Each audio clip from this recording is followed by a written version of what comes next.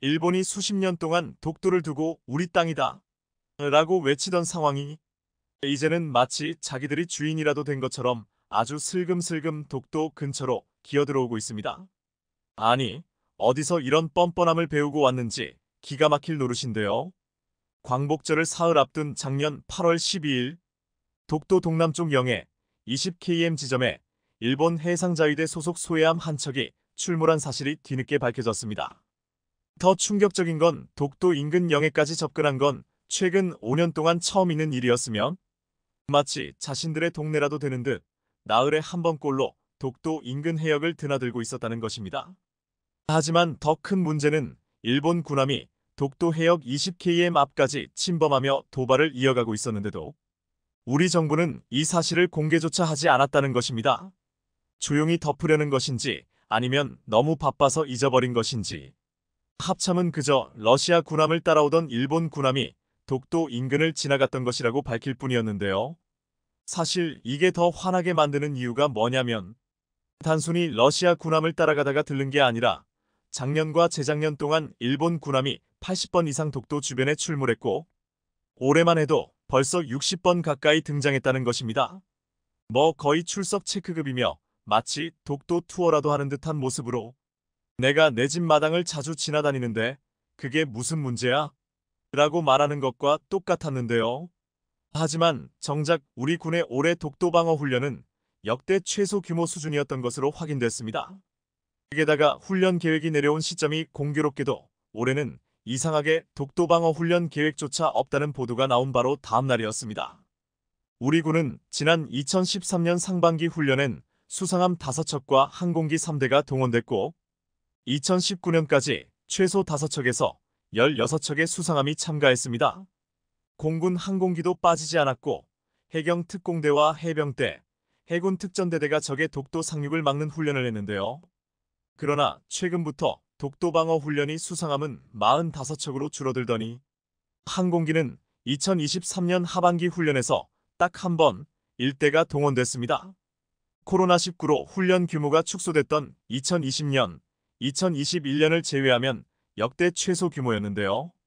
특수전 부대가 훈련에서 빠졌다는 건 육상에서의 독도 방어를 오로지 독도경비대에만 맡기겠다는 것이고 독도를 점령당했을 때 이를 탈환하는 훈련에 대해선 한 번도 실시하지 않았다는 걸 의미했습니다. 급기야 해군은 3급 기밀이라며 훈련 내용과 규모, 심지어 훈련이 지속된 시간조차 함구했습니다.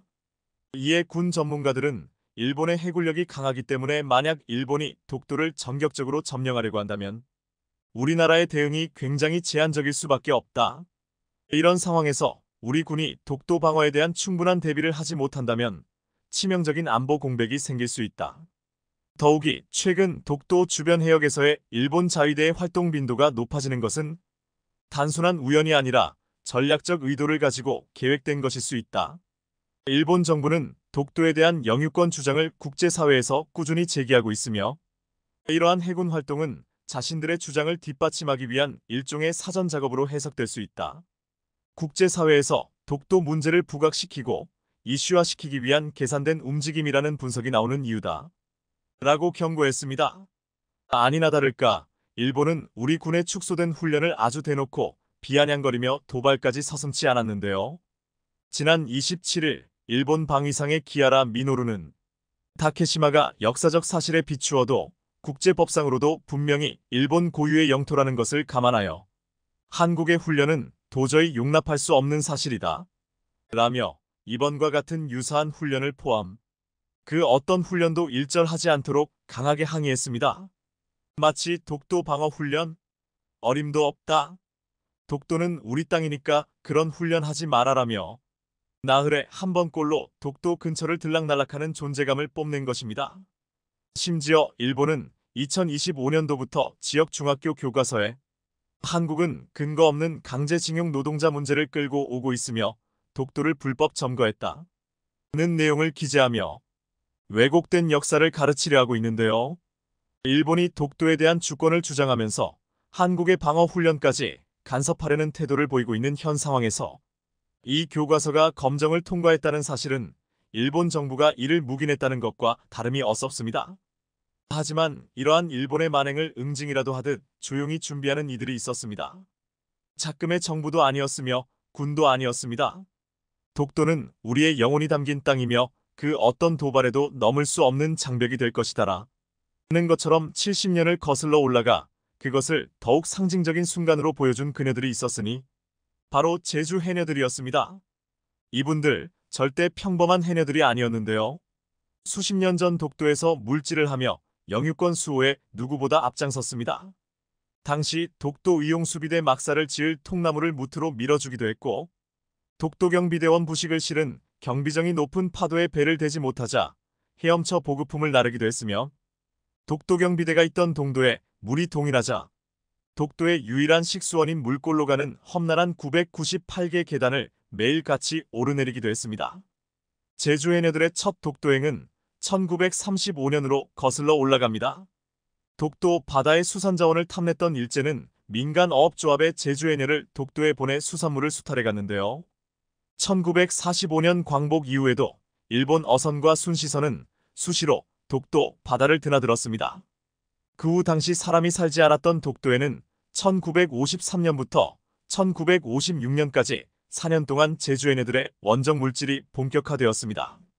한국전쟁이 끝날 무렵인 1950년대 초부터 1970년대에는 독도 의용수비대와 울릉도 어민들의 요청으로 매년 수십 명씩 독도어장에서 미역과 전복 등을 채취하면서 대한민국 영토 독도의 영유권 강화에 기여했습니다. 이번에 다시 우리 땅 독도 수호를 위해 독도 바다로 돌아온 제주해녀 7명 중 특히 50여 년 만에 돌아온 장영미 69와 박영실 66해녀가 그 주인공이었습니다.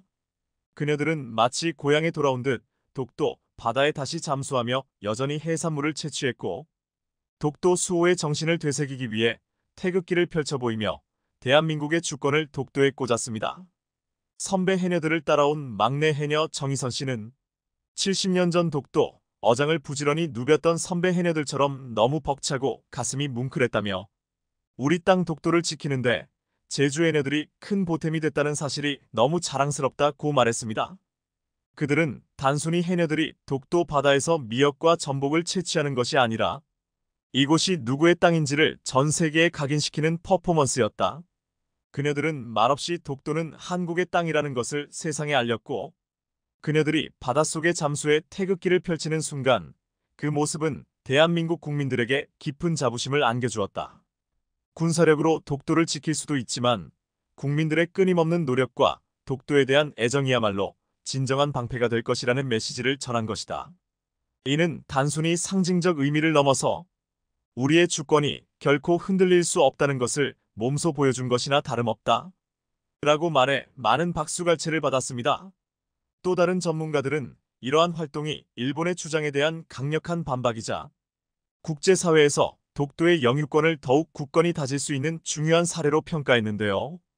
그녀들이 국가를 위해 총을 든 군인이 아니지만 그들의 헌신은 총을 든 군인 못지않게 우리의 국경을 지키는 일에 큰 기여를 한 것이다. 그 누구보다 진정한 용기와 헌신을 보여준 해녀들의 독도 수호 활동은 그 자체로 세계에 자랑할 만한 대한민국의 위대한 순간이다. 라고 강조했습니다. 이 사건은 일본에게도 큰 충격을 안겨주었습니다. 일본의 주요 언론들은 일본의 군함 도발은 일본 정부가 생각한 것과는 전혀 다른 결과를 낳았다. 애초에 군사력과 자위대를 동원해 독도 인근 해역에서 존재감을 과시했지만 이 도발은 오히려 한국 국민들의 애국심을 키우는 촉매제가 되었다. 고 전했으며 일본 전문가들은 제주 해녀들의 퍼포먼스는 국제사회에서 한국의 독도 영유권 주장을 강화시키는데 매우 효과적이었다며 일본의 전략적 실패를 조심스레 지적했습니다. 일본의 군함이 아무리 독도 주변을 들락거린다 해도 그들이 본 적 없는 이 순간 우리 해녀들이 독도에서 바닷속 태극기를 펄럭이며 자부심을 드높인 것은 그들에게 가장 큰 타격일 수밖에 없었던 것이었죠. 참고로 얼마 전 한국의 쌀과자 업체가 제품 포장지에 독도는 한국 땅이라는 문구와 함께 독도 사진을 표기해 출시하자 일본 바이어 측이 독도를 지워야 거래할 수 있다고 요구한 적이 있었습니다. 특히 일본 바이어는 회사 연매출의 15%에 달하는 대규모 계약을 제안했다고 알려졌는데요. 그러나 한국 업체는 대출금 상환과 불경기 등으로 경영난에 빠져 있음에도 불구하고 일본 바이어의 요구를 단컬에 거절했습니다. 업체 대표는 독도 그림과 문구를 고집한 이유에 대해 자존심의 문제라고 전하며 당장 눈앞의 이익을 위해 국가 자부심을 버릴 수 없었다라고 거절한 이유를 설명했습니다. 그러면서 아버지 영향으로 어릴 때부터 독도 의미를 생각할 수 있었다.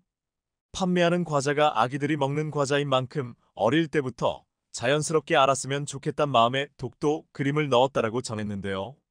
독도는 논란의 여지가 없는 대한민국의 고유 영토입니다. 하지만 일본은 끊임없이 독도 망언과 도발을 통해 한일 양국 국민들의 소유권 주장을 부추겨 국제사회에서 독도 문제를 분쟁 지역으로 만들려는 계획을 가지고 있습니다. 따라서 한국의 입장에서는 일본의 도발의 감정을 우선한 과도한 대응을 하지 말아야 하며 이성에 입각한 증거 위주의 대응만 해야 하는 어찌 보면 쉽지 않은 전략을 유지해야 합니다. 일본 역시 자신들이 억지를 부린다는 것을 분명 알기 때문에 끊임없이 독도 관련 이슈를 미국을 통해 부각시키려는 시도를 하고 있습니다.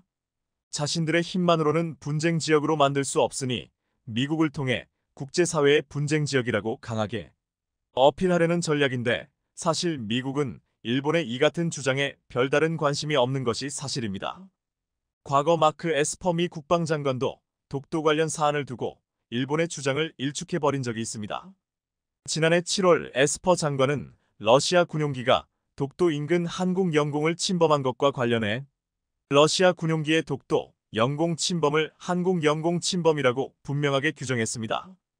에스퍼 장관은 기자들과 만나 내가 알기로 러시아가 남쪽 노선으로 그 지역을 비행해온 건 새로운 일이 아니지만 러시아가 한국 영공을 가로질렀다는 것은 새로운 사실이라고 말했습니다. 그 당시 일본 정부는 다케시마가 일본 땅이란 억지를 펴며 한국에 항의한 상황이었습니다. 독도가 마치 자신들의 영토인 것처럼 러시아가 영공을 침범했다고 러시아 정부에 항의하고 나섰었습니다.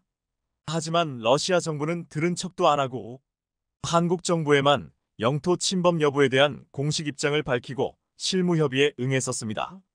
미국은 그동안 독도와 동해 문제에서 대체로 중립적 태도를 취해왔었지만 당시에는 달랐습니다. 일본의 억지 주장에 지쳐버린 모습을 보이며 한국의 영공 침범이라고 언급했습니다. 러시아 군용기의 독도 인근 한국 영공 침범, 독도에 대한 일본의 영유권 억지 주장 등 일련의 사태가 역설적으로 국제사회에서 한국의 독도 영유권을 확인시켜주는 역할을 한 셈입니다. 사실 미국은 독도와 관련된 일본의 거짓 주장에 별다른 관심이 없습니다. 오히려 자꾸 억지를 부리니 무시하는 편에 가깝습니다. 하지만 일본의 특성은 이제 많은 분들이 아실 겁니다. 안 되는 줄 알면서 잘못된 방법인 줄 알면서도 변화를 거부하고 늘 하던 방식을 비효율적으로 고집한다는 것이죠. 역시나 일본은 최근 또다시 미국을 통해 독도를 들고 나왔습니다. 최근 일본 매체는 미국이 종전 이후 1997년까지 일본 영토로 인정해온 독도를 한국이 불법 점거하고 있다는 주장을 펼쳤습니다. 일본 극우 성향 산케이 신문은 이달 11일 일본 영토 문제를 연구하는 일본국제문제연구소를 인용해 1955년부터 1997년까지 미국 정부가 만든 항공 지도의 다케시마는 일본 땅이라고 적시돼 있다고 보도했습니다. 보도에 따르면 연구소 측은 시마네현 마스에시에서 기자회견을 열어 독도가 일본 땅이라고 적시된 미국 공군 제트기용 항공지도 9장을 새롭게 확인했다고 발표했습니다.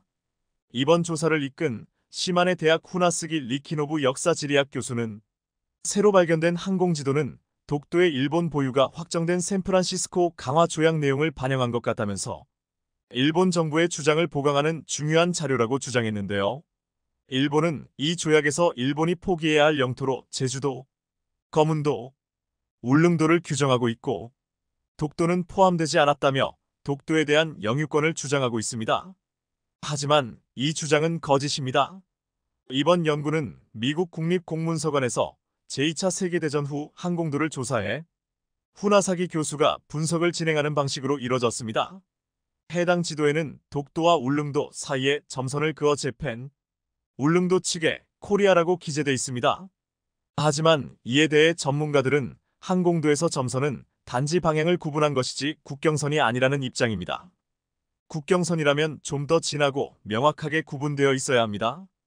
겨우 점선으로 표시된 지도가 한 장 발견되었다고 미국 정부가 독도를 일본 영토로 인정해왔다는 엄청난 확대 해석을 하고 있는 것입니다. 일본은 얼마 전에도 미국의 기업을 통해 독도를 이슈화시킨 적이 있었습니다. 세계 최대 드론 소프트웨어 업체 미국의 에어맵이 독도에서 드론을 띄우려면 일본 정부의 승인을 받아야 한다는 잘못된 정보를 표시했던 일화입니다. 에어맵의 드론 플랫폼 에어맵에서 위치를 독도로 설정해 설명을 보면 드론을 띄울 때 필수적으로 한국, 일본 양국의 승인을 받아야 한다고 안내하고 있습니다. 분명 잘못된 정보입니다. 독도는 한국 영토이므로 독도 상공에 드론을 띄우기 위해서는 한국 해군함대 사령부와 경찰 당국의 승인만 받으면 됩니다. 일본 정부의 승인을 받을 필요가 없는데요. 국제민간 항공기구에서도 독도에서 드론을 날리기 위해서는 한국 정부의 승인이 필요하다고만 안내하고 있습니다. 이 같은 사실에 일각에서는 일본 정부의 입김이 있었을 것이라 추정하고 있습니다. 일본 정부는 지난해에도 국립해양조사원의 드론 이용 독도 해양조사 계획에 대해 일본의 사전동에 없는 조사를 받아들일 수 없다고 항의했었습니다. 그런데 최근 반크의 활약으로 이 같은 오류가 정정되었다는 소식이 전해졌습니다. 업데이트가 완료될 때까지 기다려달라는 에어맵 측의 답변에도 오류가 시정되지 않자 반크에서 에어맵 측에 끈질기게 오류 시정을 해줄 것을 요구했고 에어맵은 곧 반크의 답변을 보내왔습니다. 그리고 마침내 지난달 18일 에어맵 사이트와 앱에서 독도를 일본 드론 비행 지역으로 잘못 표기한 정보가 최종 시정됐습니다. 하지만 아직도 정정이 필요한 것은 많이 있습니다. 일본이 발간하는 방위백서가 대표적입니다. 일본 정부는 이를 통해 독도 영유권 억지 주장을 16년째 되풀이했습니다. 일본은 올해 발간한 백서에서 자국 주변의 안보 환경을 설명하면서 작년판과 마찬가지로 일본 고유 영토인 북방 영토와 다케시마의 영토 문제가 여전히 미해결 상태로 존재한다고 억지 주장을 반복했습니다. 일본이 방위백서에 한국이 지배하는 독도의 자국 영유권을 명기하는 도발에 나선 것은 고이즈미 내각 시절인 2005년 이후 16년째입니다. 그때부터 일본은 매년 방위백서에 앞서 내놓는 외교청서를 활용해 독도 영유권을 우기고 있습니다. 그런데 꼬리가 길면 잡히는 법이고 거짓말을 많이 하다 보면 결국 실수를 하기 마련입니다. 얼마 전 일본 정부가 독도의 지배권이 한국에 있다는 사실을 공식 석상에서 인정하고 말았습니다. 일본 정부가 미일 보조약에 따라 미국이 일본을 방어할 의무를 지니는 지역에서 독도는 제외된다는 인식을 표명한 것입니다. 미일 보조약 5조는 일본에 대한 무력 침공이 발생할 경우 미국이 방어할 의무가 있음을 확인한 조항입니다.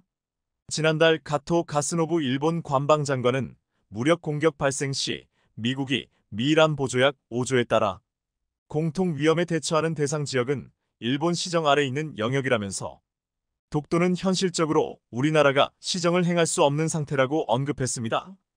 한마디로 독도의 경우 일본이 실효 지배하지 않고 있기 때문에 미일 보조약의 적용 대상이 아니라는 것인데요. 일본 정부는 한국 영토인 독도가 자국 땅이라고 주장하고 있지만 독도에 무력 침공이 생겨도 미국의 독도 방어를 요청할 수 없는 것이 현실이라는 점을 인정한 셈입니다. 러시아가 독도 상공을 비행했을 때는 영공을 침해했다고 주장했으며 방위백서에는 독도를 일본이 군사적 활동을 할 수 있는 영역이라고 표시해 놓았는데 미국과 안보조약에서는 독도를 방어할 지역으로 보지 않는다는 어처구니 없는 모순이 발생하게 된 것입니다. 일본 정부 내에서조차 손발이 맞지 않으며 거짓말이 고스란히 들통나는 모습입니다. 이쯤 되면 소용도 없는 거짓말을 수십 년간 울기먹고 있는 일본 정부가 불쌍하게 느껴질 정도입니다. 이와 반면 한국은 아주 여유로운 대응을 보이고 있습니다.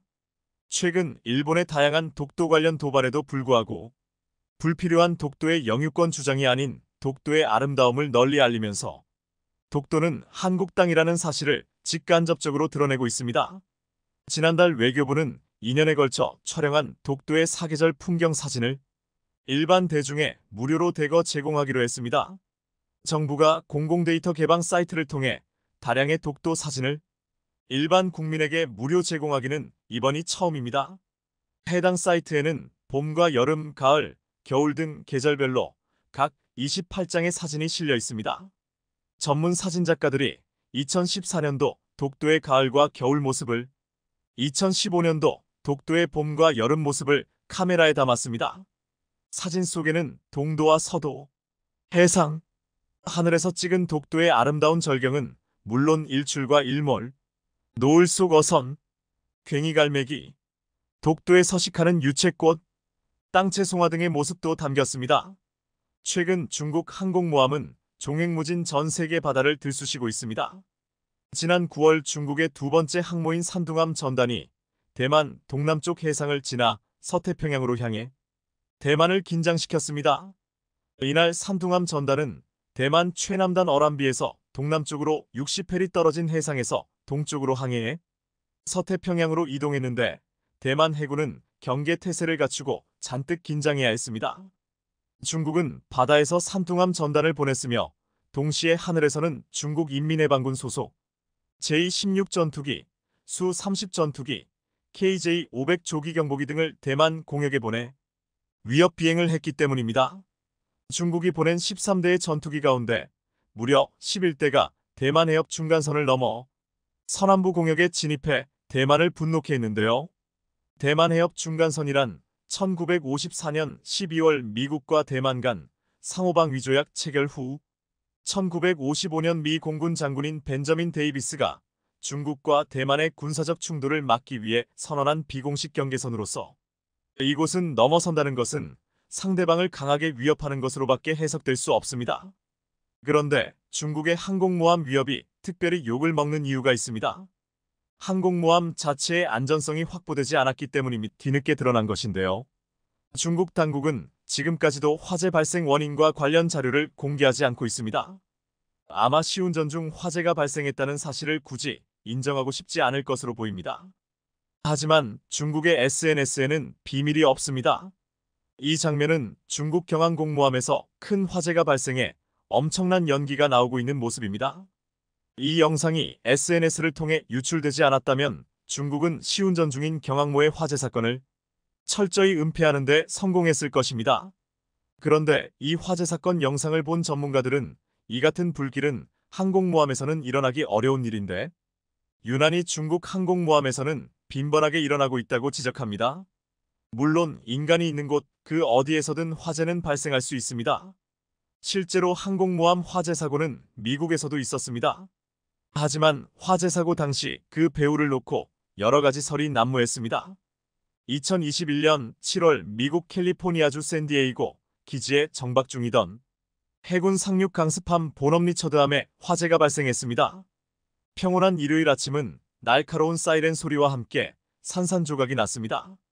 미국 서부 해안 최대 해군 기지에 소방당국의 항공기와 소방선이 총출동할 정도로 엄청난 화재가 발생했기 때문이었습니다.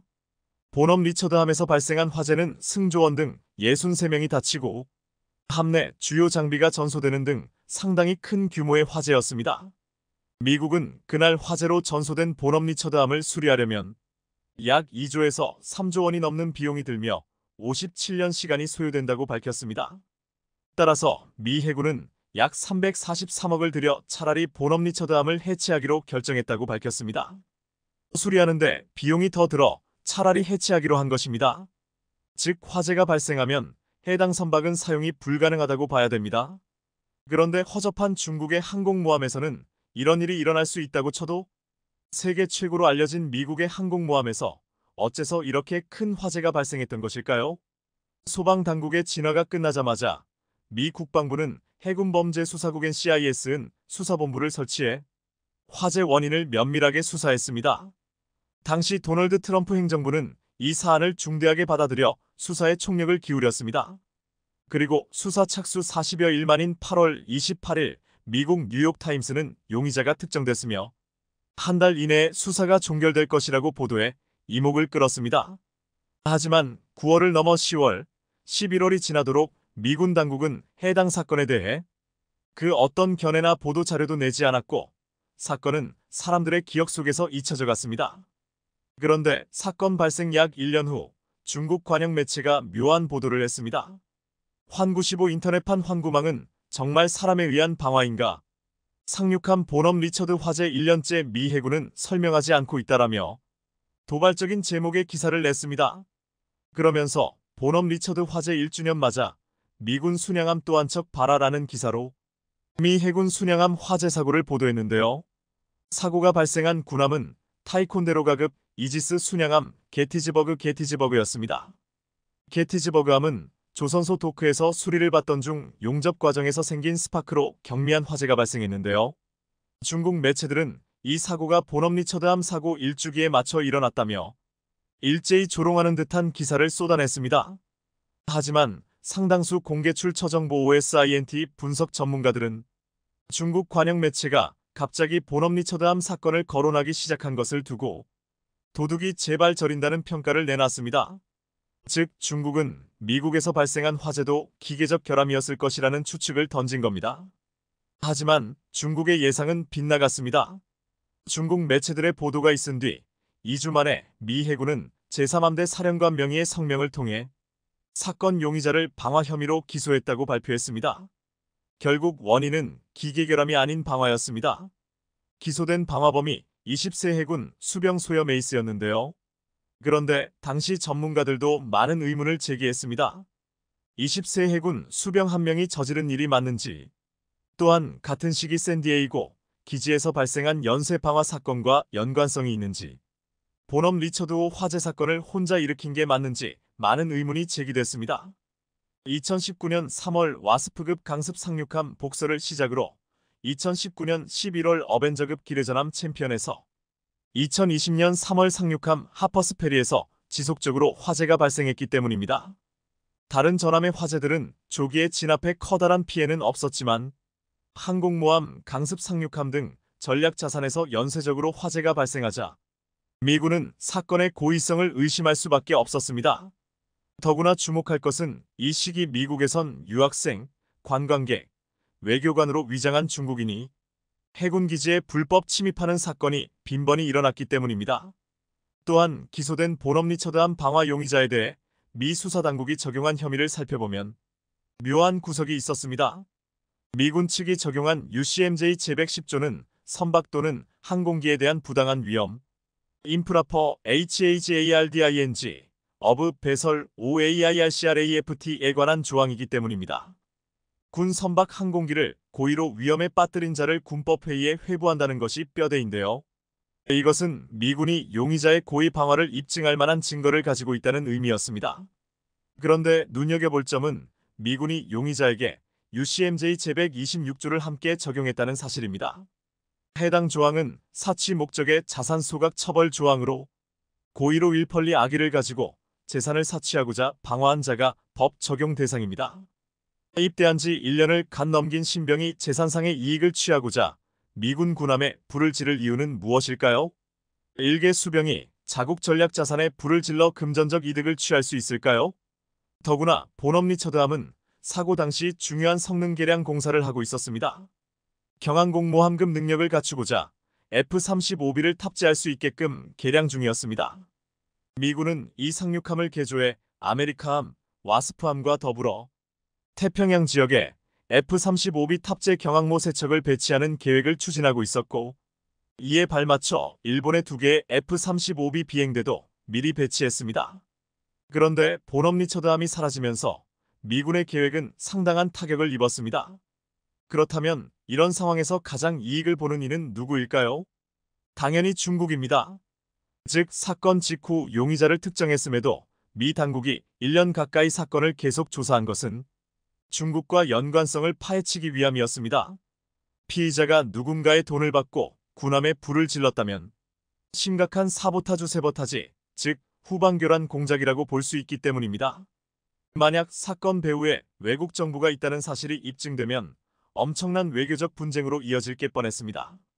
당시 많은 전문가들이 중국의 공작을 의심했지만 이를 입증하기가 여의치 않았고, 시간이 지날수록 미국 함선의 기술적 결함이 화재를 불러왔다는 의심이 점점 확산되자 결국 미 수병의 일탈 행각으로 사건은 마무리됐습니다.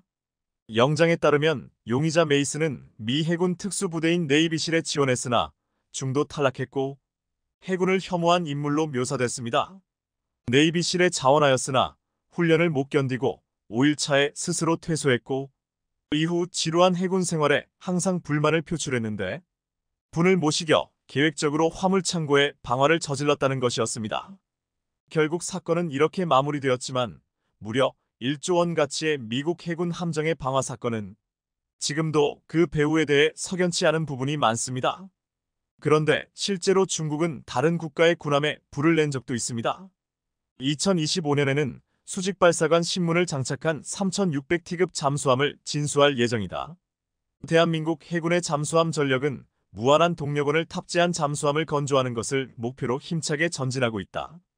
지난달 30일 서울 해군호텔에서 개최된 세미나에서 이용해 잠수함 연맹회 장이 놀라운 개회사로 시작했습니다. 오래전부터 한국의 핵잠수함 개발 이야기가 나오고 있는 가운데 이 시점에서 핵잠수함에 대한 이야기가 괜히 나온 것이 아니라고 했습니다. 미국 국방부가 최근 핵무기를 탑재할 수 있는 오하이오급 전략 핵추진 탄도미사일 잠수함의 한국 방문을 공식화했습니다. 지난 2일 패트릭 라이더 미 국방부 대변인은 정례 브리핑에서 핵무기를 탑재할 수 있는 오하이오급 잠수함 SSBN이 미래 어느 시점에 기항하기 위해 한국을 방문하는 것으로 알고 있다고 밝혔습니다. 오하이오급 핵잠수함이 연내 해군의 부산 작전기지 등에 들어올 경우 1981년 3월 로버트 리암 SSBN 600일 이후 42년 만의 기항입니다. 핵탄두를 탑재하고 기항하느냐는 기자들의 질문에 라이더 대변인은 특정 시스템, 특정 무기 체계에 대해선 말하지 않겠다면서도 하지만 그건 핵능력을 갖춘 잠수함이라고 답해 핵무장 가능성을 부인하지 않았습니다. 한반도 유사시 가장 무서운 핵보복 비밀병기인 미국의 핵심 전략 자산이 42년 만에 한국에 기항한다는 것은 북핵 위협에 대한 확장 억제 강화의 구체적인 움직임으로 풀이될 수 있는데 지금 일각에서는 핵잠수함이 한반도에 42년 만에 왔다는 것을 두고 다른 해석을 하고 있습니다. 미국이 북핵 위협이 계속되고 러시아와 중국의 위험이 존재하는 한반도에 핵잠수함이 필요하다는 것을 이번 기회에 인정했다는 것인데 지금 한국의 핵잠수함을 허용할 수도 있다는 이야기까지 거론되고 있습니다. 미국, 영국, 호주 3국이 참여하는 오커스는 지금 인도 태평양 지역에서 안보 협력을 만들려고 하는데 이로 인해 호주는 핵잠수함 보유를 인정받았습니다. 최근 미 해군 원자력 학교에서 호주 잠수함 병과 장병들이 교육을 마쳤다는 소식까지 전했습니다. 오커스는 미국과 영국의 기술로 호주가 핵잠수함을 갖게 하는 목표를 세우고 있는데 최근 오커스에서 미국 커트 캠벌 조정관이 놀라운 발언을 꺼냈습니다. 다양한 국가들이 오커스에 흥미를 보이고 있다. 미국은 그 국가들과 대화를 하고 있다. 예상보다 적극적인 관심을 가지고 있는데 미국은 이에 매우 긍정적이고 적절히 대처할 것이다. 이에 찰스 이덜 CSIS 호주 책임자는 한국, 프랑스, 뉴질랜드가 관심을 가지고 있다고 말했습니다. 한국은 문재인 정부 때 미국에게 구형 핵잠수함을 사오려 했지만 미 의회가 반대했습니다.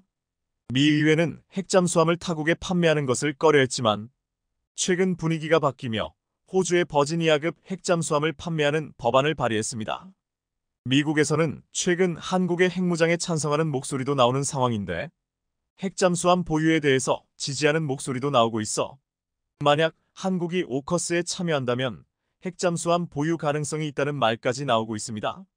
한국은 오래전부터 핵잠수함에 관심을 가지면서 미국을 설득해왔는데 한국은 호주와 달리 잠수함 건조 기술이 뛰어나고 핵잠 원자로를 설계할 능력이 있기 때문에 미국이 허가만 한다면 바로 만들 수 있고 이것은 인도 태평양에서 오커스의 부족한 부분을 메울 수 있다고 했습니다.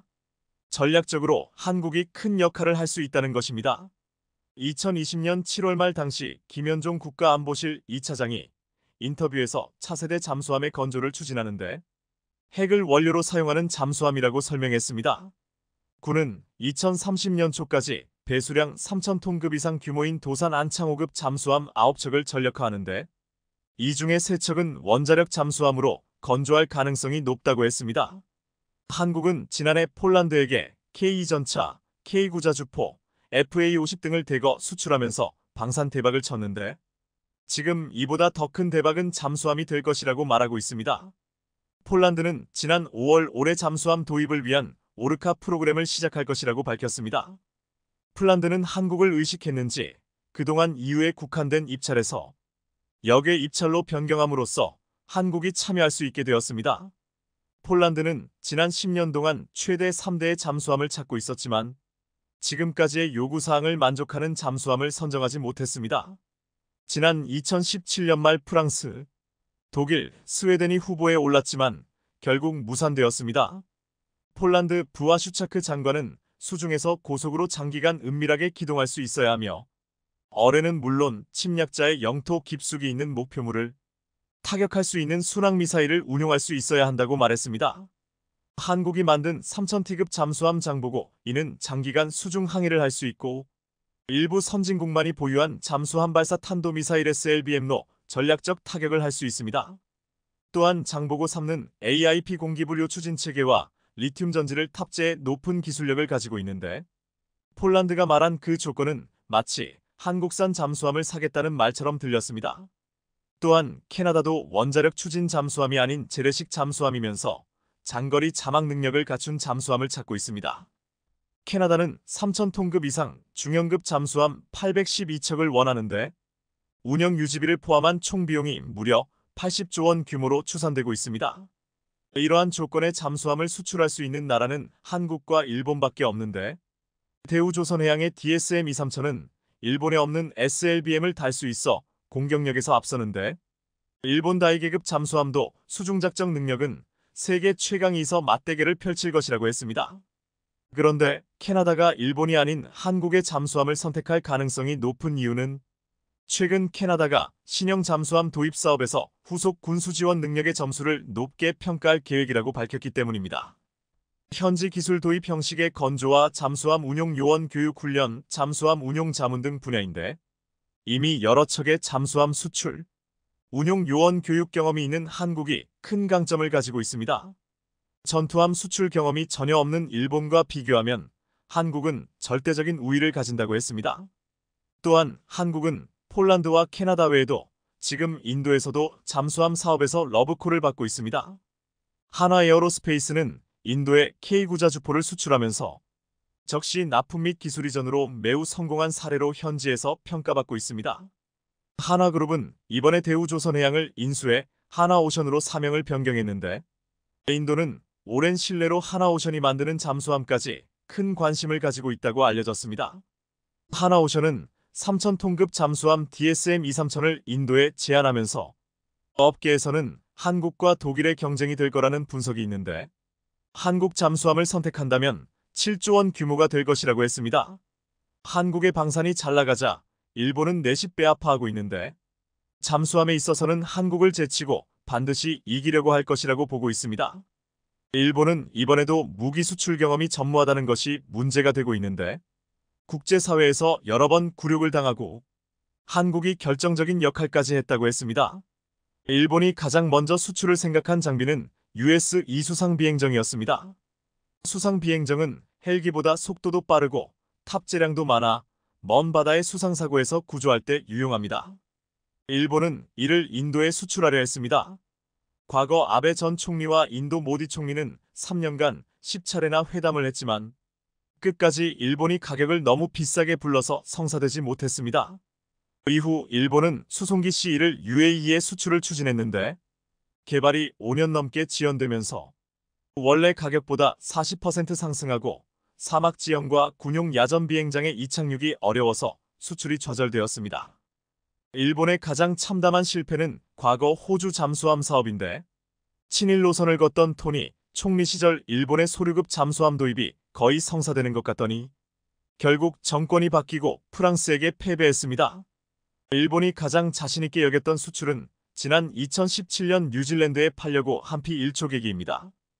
P1초 계기는 일본이 어떤 적의 잠수함도 탐지할 수 있다고 자랑하는 전략적 무기로 미군의 P8 포세이돈에 필적하는 성능의 최첨 단기라는 평가를 받으며 해외 무기 수출을 희망하는 일본이 최고로 뽑는 야심작이었습니다. 당시 일본 언론들은 일본 정부가 처음으로 수조 원대의 초계기 수송기 수출을 위한 협상에 들어갔다며 성사되면 2014년 일본의 무기 수출 금지 조치 폐지 후 첫 대규모 무기 수출이 될 것으로 보도했습니다. 일본은 당시 뉴질랜드에서 지진이 나자 피해 상황 파악을 지원한다는 명분으로 자위대 P1 초계기를 현지에 파견하기도 했습니다. 방위성의 한 간부는 뉴질랜드의 P1 초계기에 대한 인상을 심어주려는 노림수가 있었다고 니온 게이자이에 말하기도 했습니다. 하지만 결국 뉴질랜드는 미국 해군의 P8 초계기를 선택했습니다. 일본은 포기하지 않고 2019년에도 P1 초계기를 영국에 수출하려 했습니다. 하지만 역시나 이번에도 미국의 P8에 패배했습니다. 그런데 당시 이것이 한국 때문이었다는 말이 나왔습니다. 2018년 말부터 2019년 초에 일본 P1 초계기가 동해상에서 한국 구축함 광개토대왕함을 근접 촬영하면서 한일 양국 간에 큰 논란이 되었습니다. 당시 한국과 일본이 서로 치열하게 공방전을 펼치면서 한국은 P10을 자랑하는 최첨단 전자전 장비와 전자정보 수집 ESM 장비가 실전에서 함선의 레이더도 제대로 구분하지 못한다는 사실을 밝혀냈습니다. 이러한 사실이 알려지면서 P1 초계기는 신뢰가 떨어지며 영국 수출에 적잖게 영향을 주기도 했습니다. 최근 잘나가는 한국과 극단적으로 대비되는 일본 방위산업은 완전하게 수출 시장에서 실패했습니다.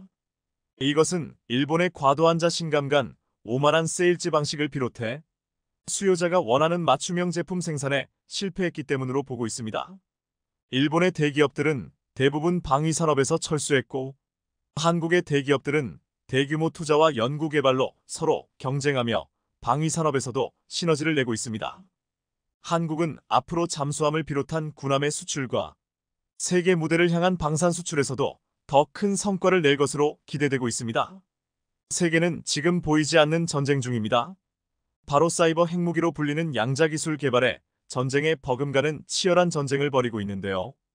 양자기술은 양자 컴퓨터를 통해 기존의 암호체계를 붕괴시키거나 양자 레이더를 통해 스텔스 기능을 탑재한 표적을 탐지하는 등 기존의 기술로는 불가능에 가까운 역할을 수행할 수 있어 미래 전장에 커다란 변화를 몰고 올 것이기 때문입니다. 그런데 한국이 여기에 도전장을 내밀었습니다. 최근 국방과학연구소가 세계 최고 수준의 강력한 양자통신 개발에 성공해 한국도 이제 미국과 동급의 첨단 무기를 만들 수 있겠다는 기대감에 부풀게 했는데요. 얼마 전 국방과학연구소는 2.6km급 양자 송수신 기술 시연에 성공하며 절대 뚫을 수 없는 강력한 양자통신 개발에 성공을 알렸습니다. 이날 시연은 국내 최초로 성공한 세계 최고 수준의 고효율 얽힘 생성 기술을 공개하고 이를 야외 2.6km 거리로 송수신하는 기술을 선보인 것이었습니다. 양자 얽힘은 두 양자가 먼 거리에 있어도 계속 연결되어 한 양자의 특성 변화가 다른 양자에도 즉각적으로 영향을 미치게 되는 현상으로 원거리 목표물 탐지, 암호통신 등에 이용될 수 있는 중요한 양자의 특성입니다. 이 연구 성과는 2020년 11월에 착수한 국방기술 개발 사업을 통해 2년 6개월 만에 이뤄낸 것이었습니다. 이 기술의 의미는 장거리 송수신의 경우 전송되는 광자들의 대기 영향을 최소화하는 것이 매우 중요한데 이러한 대기외란 보정 기술을 한국이 자체 기술로 확보했다는 점에 있습니다. 미국, 중국, 유럽 등 해외 양자 선도국의 경우 오랜 기간 막대한 인력과 예산 투자를 통하여 꾸준히 관련 기술을 연구해왔고 현재 위성과 드론 등 다양한 플랫폼을 이용해 양자 센싱 라이다 및 무선 양자 통신 연구를 수행하고 있는데요. 사실 이미 국방과학연구소는 지난해 스텔스 탐지에 필요한 핵심 기술 개발에 성공했습니다. 작년 4월 국방과학연구소는 양자역학적 원리를 이용해 광파와 마이크로파 간의 주파수를 양방향으로 변환하는 자성체 기반의 양자 주파수 변환 기술을 순수 국내 기술력으로 개발하는 데 성공했다고 발표해 본인들이 세계 최고라던 중국을 깜짝 놀라게 했습니다. 양자 레이더는 고전적인 전자기파를 사용하는 기존의 레이더와 달리 얽힌 양자를 이용함으로써 스텔스 물체와 같이 반사율이 매우 낮은 물체도 탐지할 수 있는 신기술입니다. 국방과학연구소는 광파와 마이크로파 간 주파수의 양방향 변환이 가능한 핵심 기술을 확보해 한국 양자 레이더 원천 기술 개발에 첫걸음을 뗐는데요. 이러한 한국의 양자 분야에서의 성과에 가장 긴장하고 있는 나라는 중국입니다. 중국은 이미 5년 전에 양자 레이더의 끝판왕이라 자랑하는 양자 레이더를 개발했고 이 레이더의 탐지 능력은 100km을 넘는다고 자랑해왔습니다. 하지만 전문가들은 중국산 레이더의 실용성이 크게 떨어진다고 평가합니다. 현대전에서 레이더는 최첨단 공격 미사일보다 더 중요한 무기로 평가받고 있습니다. 현대의 전쟁은 레이더의 성능에 따라 적국의 스텔스 기능을 갖춘 전투기를 얼마나 잡아내느냐에 따라 승패가 갈린다고 해도 과언이 아니기 때문입니다. 대표적인 예가 바로 미국의 F-22입니다. F-22는 적의 레이더의 새보다 더 작게 잡힐 정도로 은폐 성능이 뛰어납니다. 따라서 한국도 레이더 개발 경쟁에 뛰어들었고 2015년 미국이 AESA 레이더 기술 이전을 거부하자 자체 개발에 착수했습니다. 이후 레이더 강국인 스웨덴 샵으로부터 기술을 제휴받아 드디어 한국 신형 대포병 레이더 TPQ-74K를 2017년부터 양산할 정도로 비약적인 발전을 이뤄냈습니다. TPQ-74K는 질화갈륨 AESA 레이더로 구성되어 있고 공제선상에서 탐색빔을 운용하다가 적 포탄을 탐지하는 순간부터 포탄을 추적하는 확인빔을 쏩니다. TPQ-74K는 지속적으로 포탄의 이동을 감시하는 것과 함께 탄도를 역으로 추적해 포격 원점을 찾아내는 방식을 취하고 있습니다. 무엇보다 TPQ-74K는 기존 대포병 레이더에 비해 탐지거리가 크게 늘어난 약 70km의 탐지거리를 가지고 있는데요. 이제 곧 한국도 중국의 양자 레이더 커버 능력인 탐지 능력 100km에 도달할 것입니다. 한국은 육군 레이더만 기술 개발에 성공한 것이 아닙니다. 차세대 군함을 위한 MFR 레이더 개발에도 성공해 레이더 기술만큼은 자신들이 앞서고 있다고 생각한 중국을 깜짝 놀라게 했던 것입니다. 그렇다면 세계는 지금 왜 이렇게 양자 기술을 활용한 양자 레이더 개발 및 양자 컴퓨터, 양자 보안 기술 등에 막대한 돈을 쏟아부으면서 연구 개발에 매진하고 있는 것일까요? 무엇보다 양자 레이더, 양자 컴퓨터 등의 기술이 미래 전쟁의 승패를 좌우하는 기술이기 때문입니다. 양자 컴퓨터의 경우 우월한 연산 능력을 기반으로 하여 군수 물자의 효율적 관리 및 국방 영역 전반에서의 최적화된 문제 해결 방법을 찾아낼 수 있게 만들어줄 것입니다. 또한 전장 환경의 세부적인 묘사 및 정확한 분석에도 기여할 수 있습니다. 그리고 양자 컴퓨터가 가진 소인수 분해 문제 해결 능력을 활용하면 암호화된 통신 등의 도청에도 이용할 수 있습니다. 한국은 미국, 유럽 등에 비해 양자 관련 기술에 뒤처져 있는 게 사실입니다. 하지만 양자 관련 기술은 진입이 늦어도 얼마든지 앞선 기업들을 따라잡을 수 있다는 것을 구글이나 인텔의 사례가 보여주고 있습니다. 얼마 전 국제학술지 네이처 표지에 고전적 방법으로 도달할 수 없던 물리학 영역에 접근하다라는 제목으로 미국 IBM의 양자 컴퓨터 연구 논문이 소개됐을 때 세계의 석학들은 긴장했습니다. 이것은 양자 컴퓨터 상용화의 걸림돌로 꼽히던 계산 오류 문제를 처음으로 해결했다는 발표였기 때문입니다. 라이벌 기업 구글이 양자 컴퓨터의 연산 오류를 정정할 수 있다는 실험 결과를 내놓은 지 불과 4개월 만에 IBM이 슈퍼컴퓨터 성능을 뛰어넘는 양자 컴퓨터 개발에 성공한 것이었습니다. 양자컴은 기존 디지털 컴퓨터를 뛰어넘는 연산 성능을 갖춰 꿈의 컴퓨터로 불립니다. 슈퍼컴퓨터보다 1000배 이상 빠른 연산 속도를 자랑합니다. 인류가 구현할 수 있는 가장 파워풀한 계산기인 양자컴 기술을 손에 넣으면 그 나라는 앞으로는 더욱 더 엘신약, 우주군사 등 미래 첨단 기술 패권을 거머쥘 수 있다고 보기 때문에 미국, 중국, 일본, 유럽 등 전통적 강국들은 현재 양자컴 분야에 엄청난 연구 개발비를 지원하며 사활을 걸고 있는 것인데요. 양자 컴퓨터만이 아닙니다. 양자 레이더는 이미 각국에서 비밀리에 연구 개발이 이루어지고 있을 정도로 저마다 원천 기술 확보를 위해 많은 투자를 하고 있습니다. 그만큼 양자 레이더는 스텔스기 및 저피탐 표적 탐지를 위한 핵심 무기 체계로 선진국들은 이미 기존의 레이더를 대체할 차세대 전력으로서 국가 차원에서 연구를 진행하고 있습니다. 현재까지의 기술 발전 추세를 미루어 보아 향후 20년 이내에 양자 레이더 무기 체계가 전력화될 것으로 전망됩니다. 이뿐 아니라 양자 보안 기술은 국방 분야는 고도의 보안성을 요구하기 때문에 특히 중요시하는 기술입니다. 특히나 현재 양자 컴퓨터 개발이 가시화되면서 압도적인 계산 능력에 따라 기존 암호 체계에 대한 보안의 신뢰성이 위협받고 있기 때문에 더더욱 양자 보안 기술의 필요성은 커지고 있습니다. 전문가들은 이제 첨단 기술이 전쟁의 패러다임까지 바꾸고 있다고 이야기합니다. 과거의 전쟁은 전략 전술을 만들어 놓고 이에 맞는 무기 체계를 개발했다면 이제는 전술이 과학기술을 쫓아가게 되었다는 의미입니다.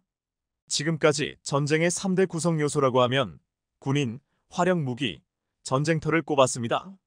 하지만 앞으로는 전쟁의 5차원 전이 펼쳐질 것이라고 예상하고 있습니다. 5차원 전이란 지상 해상 공중, 우주 사이버전 등이 벌어질 것이란 겁니다.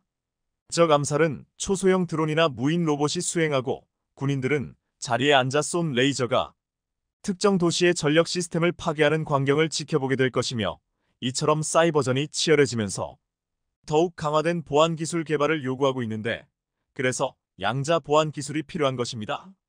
따라서 현재 미, 중, 일 양자 기술 주요 3국은 이미 양자 보안 기술을 활용한 네트워크를 구축했고 한국 역시 SKT, KT 등의 통신사를 중심으로 하여 스마트폰과 양자 암호 통신 기술을 결합하는 연구를 추진 중입니다. LIGNX1은 복잡한 연산과 대규모 데이터를 빠르게 처리할 수 있는 양자 컴퓨팅, 도청이 불가능한 양자 암호 기술 확보에 나서고 있고 하나 시스템도 SK브로드밴드, SK텔레콤 양자 암호 통신 자회사 ID 퀀티크와 양자 암호 통신 시범 인프라 구축 운영 사업에 참여하고 있습니다. 하나 시스템은 군사적으로 유용한 정보를 얻기 위해 인공위성을 쏘아 올리고 있습니다. 대기권 밖에서 떠다니는 인공위성은 도로 위 자동차 번호판 숫자까지 식별할 수 있는 능력을 갖췄습니다. 이러한 역량은 상대국의 활동 내역을 탐지해 원거리 정밀 타격이 가능해집니다. 특히 하나 시스템은 다목적 실용 위성 아리랑 355의 적외선 센서 개발을 시작으로 위성 탑재 장비 고도화에 투자를 늘리고 있습니다. 반면 LIGNX1은 100kg 이하급 초소형 위성 개발에 초점을 맞추고 있습니다.